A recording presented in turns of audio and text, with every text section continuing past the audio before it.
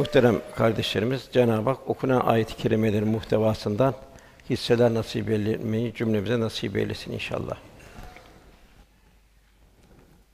Cenab-ı Hak bütün mahlukat arasında insana mümtaz bir mevki ihsan etti. Biz Beni Adem'i, Âdemoğullarına mükerrem kıldık buyuruyor. Tabi bu mükerremlik onun kalbi yapısında. Çünkü bizi Cenab-ı Hak kalbi yapımızla cennete davet ediyor.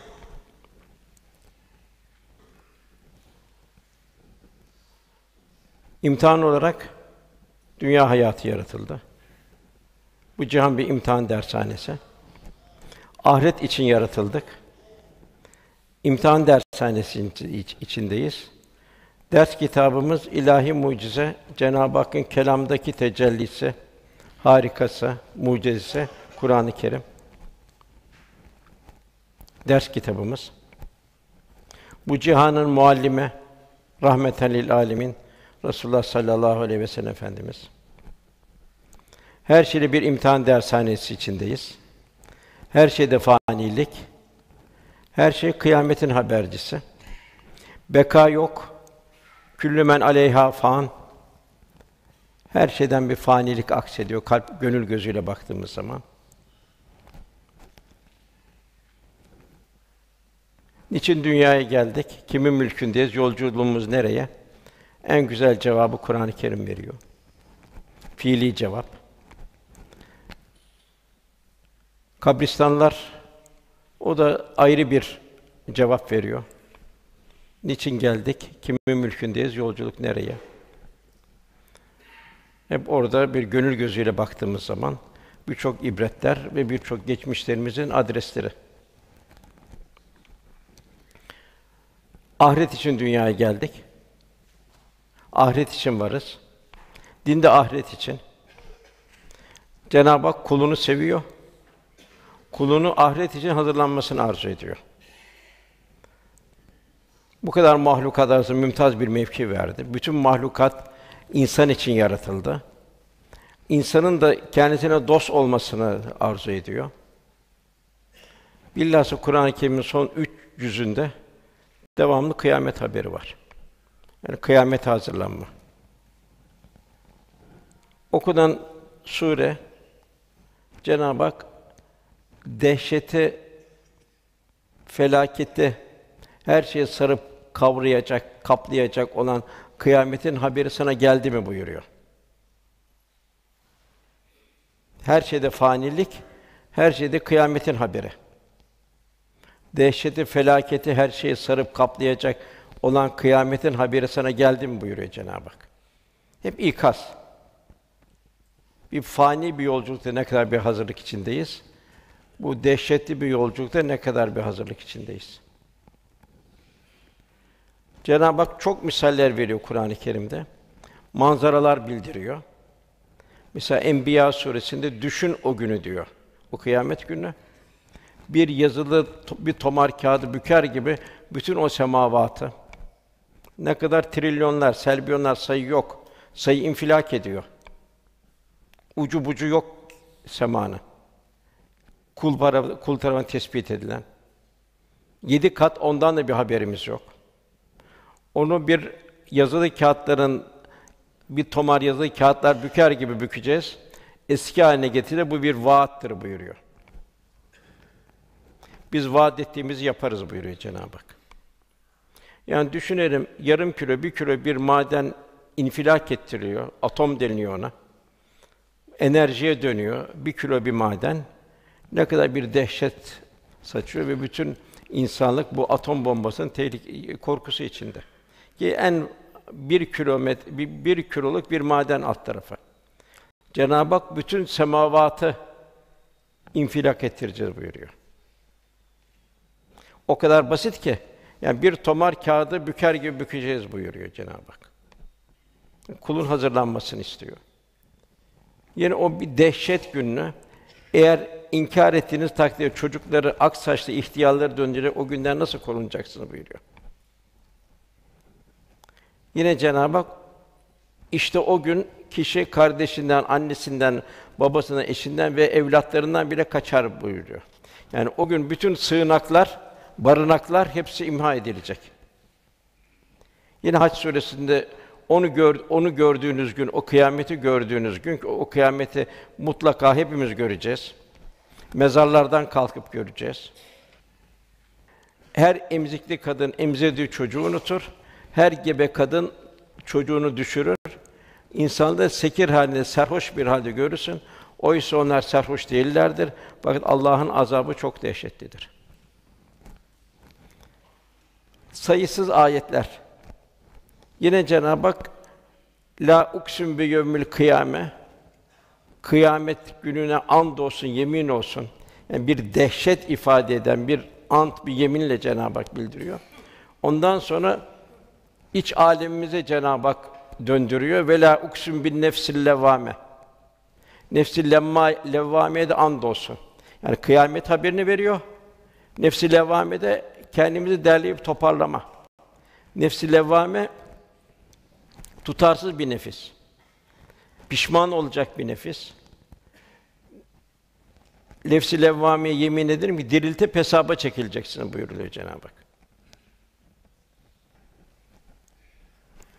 Malum bir kanı pompalayan içimizde kalp var. Bedeni hayatımız onunla devam ediyor. Bir de ruhani hayatımız var. Bu da manevi bir kalbimizle de devam ediyor. Bu da derece derece, seviye seviye.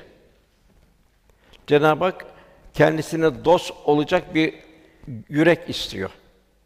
Bunun en alt zemininde Allah korusun nefs-i emmare var. Bu isyankâr nefis her istediğine arzu ettiği gibi bütün nefsane arzularına rahat rahat işliyor. Bunlar canlı cenazeler olmuş oluyor. Beden diri, kalp ölü. Cenab-ı Hak bunlar için onlar sağırdırlar, duymazlar buyuruyor. Görmezler buyuruyor.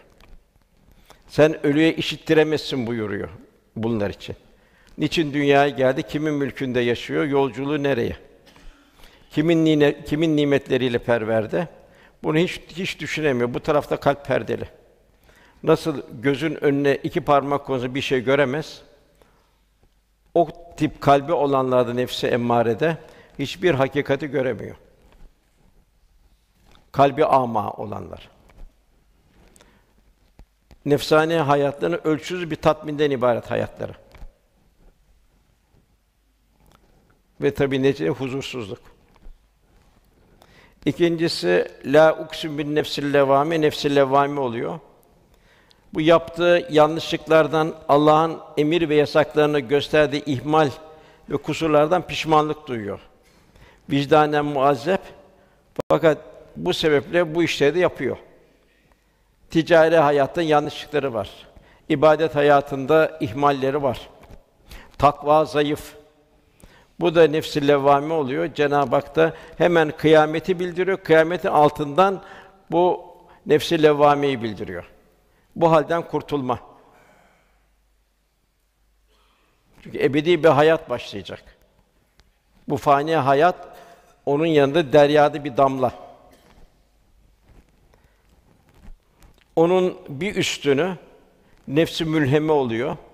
Bu da bu hayır ve şer bunda netleşiyor. Hayır ve şer netleşiyor. Ve şehvi duygulara, nefsane arzulara bir direnme kabiliyeti başlıyor kalpte. Bu da nefs-i mülheme oluyor. Tabi buralarda Cenab-ı Hak buraları da fazla istemiyor. Daha çok öteye gitmemizi istiyor. Nefs-i mutmainne istiyor bizde. Vel Fecr suresinde.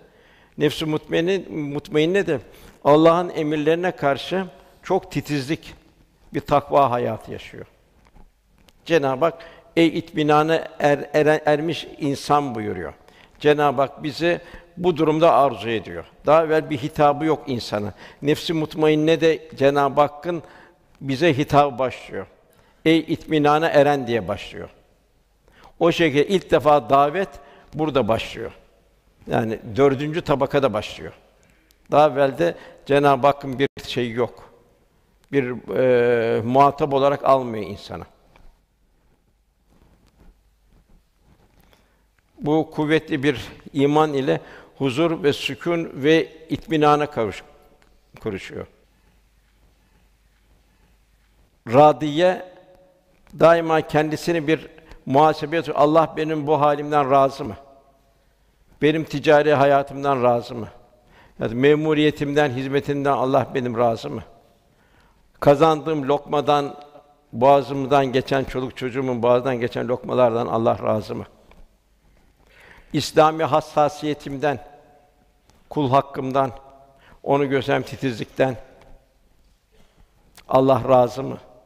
Benim ahlakımdan Allah razı mı? Merhametim, şefkatin, fedakârlığım Allah razı mı bundan? Kendi kendine bir hesaplaşma başlıyor. Râdiye. Ve bu samimiyetiyle Cenab-ı Hak merdiye o kulundan razı oluyor ve o kuluna Cenab-ı Hak cennetime gir buyuruyor.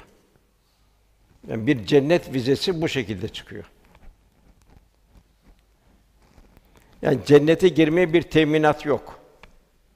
Ancak kalbi hayatı inkişaf ettirme zaruri. Gafil insan fani günlerin endişesi içinde. Dünyevi herhangi bir şey bir problem haline getiriyor. Asıl endişe duyulması gereken şey kıyamet.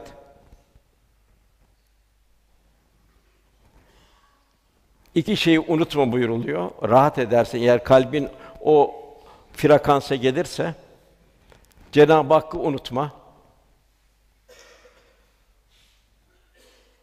İkincisi faniliği yani ölümü ve ahireti unutma. Hep Efendimiz ikaz halinde, ayetler ikaz halinde. Efendimiz buyuruyor, bütün lezzetleri, bütün zevkleri kökünden yok eden ölümü çok çok hatırlayın buyuruyor. Nefsani arzularımızı, ihtiraslarımızı dizginlemek için zaruri. Hatta baktığımız zaman ecdat hep mezarları, kabristanları camilerin önlerine yapmış. Şehrin ortalarına yapmış. Gelip geçen, namaza giren, çıkan istikbalini orada görsün. Namazını ona göre kılsın. Şehir ortalarındadır hep mezarlıklar. Kendi istikbalini orada görsün. Gafil olmasın. Cenab-ı Hakk'ı unutma. Ölümü, faniliği, kıyameti unutma. Hep de Cenab-ı Hak bize kıyameti hatırlatıyor.